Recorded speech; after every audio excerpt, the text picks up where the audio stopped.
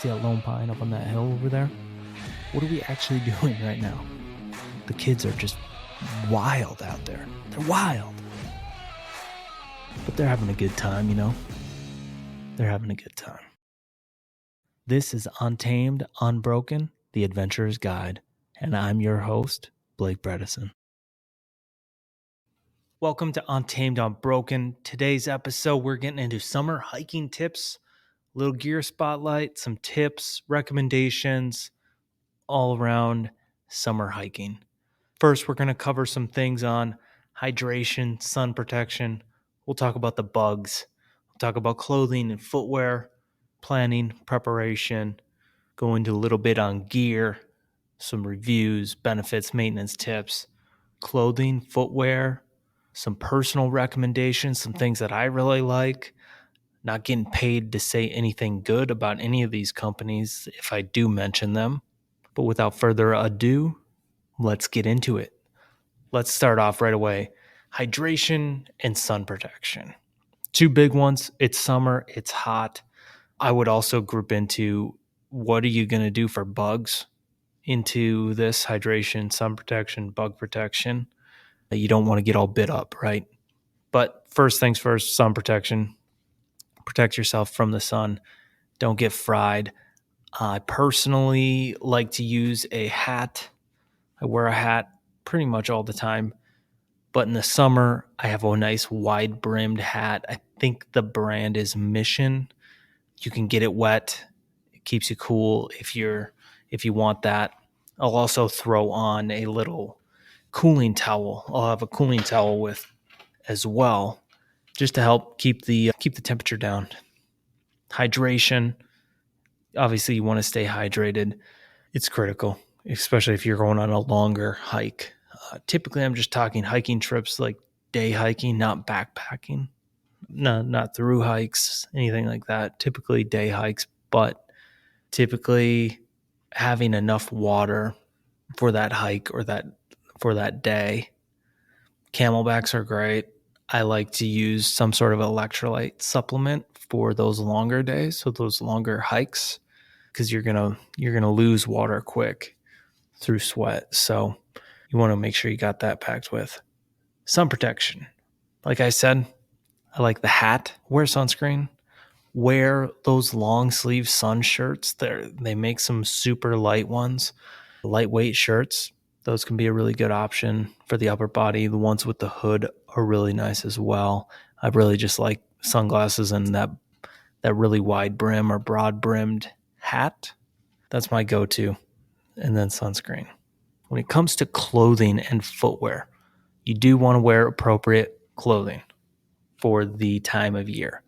In the summer, you're really going to want to go for that lightweight, moisture-wicking fabrics like nylon, polyester, or merino wool to manage that sweat and still maintain comfort and movement.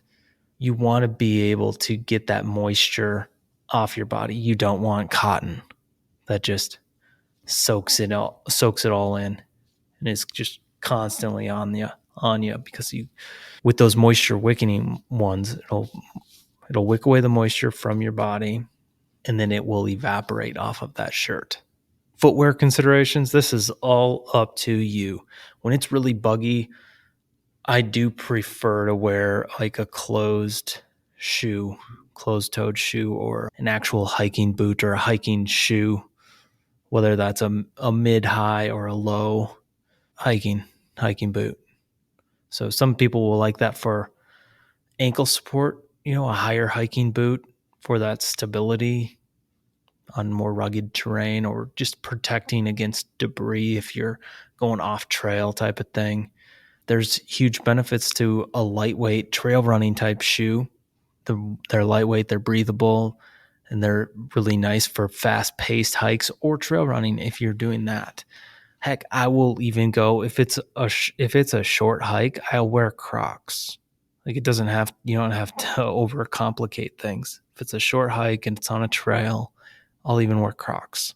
Now I do prefer socks with my Crocs, but I also will go. What I'll do occasionally with my Crocs is no socks and then tape. I'll use Kinesio tape on the top of my foot. So the top of my foot doesn't rub weirdly on the Crocs. It just is a comfort thing mostly, and to prevent any blistering or weird rubbing that you might get when you don't have socks on. Clothing wise, this is a shout out to a company that I've just a few months ago got a couple of items from them. One, a shirt, a long sleeve, lightweight, kind of Henley type shirt, and it's amazing. The company is called Kettle Mountain, Ketl Mountain. And then I also have some of their vented pants, lightweight, stretchy, everything's super stretchy and comfortable. The shirt, I've been wearing it throughout the summer. It hasn't been super hot in the Midwest here, but 80s. And I'll wear this long sleeve shirt. Super breathable, super nice. The pants are awesome as well because they're vented. They're like, they got a bunch of little holes in them, kind of mesh like. But they also have a lifetime warranty, like stains, tears, they'll replace it. Kind of crazy. They also have some shirts like just like the one that I bought, except they have them with a hood. And that's what I'm looking at next because I love it. I love how it feels. It's not merino wool. It's that like nylon or polyester or whatever it is, but super comfortable. Very nice. A little bit pricier, but totally worth it in my opinion. There's also the other well-known brands I have. I have some Eddie Bauer pants that I wear that are also super nice. Columbia, Patagonia, like of course those are good brands. But anything moisture wicking is going to be great. Some people like those convertible pants, the zip offs into shorts. Look for lightweight merino socks if you're going that route. Those are really nice. Just know, like, if you are wearing socks with like hiking boots and they're maybe like Gore-Tex or something like that, or a waterproof type of shoe or boot, your feet are going to sweat like mad in those. Even in the winter, they sweat, but in the summer especially. So there's some advantages to going with something lighter, or at least having a merino wool sock on with those boots. Briefly about trail etiquette, safety. Depending on where you're hiking, if it's designated trails and they want you to stay on those trails, just stay on the trails. Respect wildlife and the habitat and practice those leave no trace. Don't leave garbage everywhere. Be smart about it. Take proper safety measures. If you're in bear country, carry bear spray, carry a pistol, carry protection, and be smart, head on a swivel, and just understand local wildlife behaviors, how to react calmly in any encounters with wildlife, whether that's snakes, whether that's bears, or any other animal, a moose. And then discuss strategies with yourself or with your group. Talk it over in your own head if it's just you about managing any extreme heat, or maybe you can bring a tarp with if you have trekking poles, you could bring a tarp with, and you could create a little shelter to create some shade for yourself if you're in an area that isn't going to have a lot of shade. This might be planning hikes during the cooler times of day, like early morning or the late afternoon, evening. Just understand and recognize signs of heat exhaustion or dehydration, and knowing when to seek out rest or seek shade. Real quick, planning and prep for a hike, summer hike. How do you find trailheads? There's some good apps out there. There's hiking apps like All Trails or Hiking Project, which is by REI, I believe. Different websites, other apps. You can even use Google Maps and just look for parks or trailheads or parking areas. Onyx Backcountry is one that I use personally. That works pretty good for finding a lot of trails and hiking trails. Consider the weather. Always check those weather forecasts before you head out on a hike. I mean, even today, no, I'm not on a hike today, but just going in and driving around town, weather app says, hey, no rain, none at all. But you look out and it's kind of gray. And all of a sudden I'm driving and you drive into a complete downpour. But the weather app on your phone still says no rain. So you can't always trust the tech that's out there. to be accurate and perfect. So have some contingencies. Throw in a rain jacket. Like I said before, have that tarp if you want it. This is if you're going out on a longer type of hike. If you're going on an hour-long hike, do you really need that? Maybe not, but maybe. Are you in an area where there's cell service or not? Just depends on how remote you are, how local you are, how close to society you are, on what you want to do with the emergency planning and stuff like that. And then when it comes to just packing essentials, have those navigation tools like a map, a compass, or a GPS device, or downloaded offline maps on your phone. Have a little first aid kit just for simple stuff, maybe an emergency whistle, signaling device. I always like to carry a knife or a multi-tool. I like my Leatherman. It's fantastic. Highly recommend a multi-tool, whether that's Leatherman or Gerber or whatever other brand is out there. Some extra layers maybe, depending on the length of your trip. Rain gear, like I said, for those unexpected weather changes, at least a jacket. And then always, if you're going out on a long hike, it's an extended hike, even the short ones, let somebody know where you're going and what your plan is. This includes like the trail you're going to go on, where the trailhead is, how long you plan on being gone.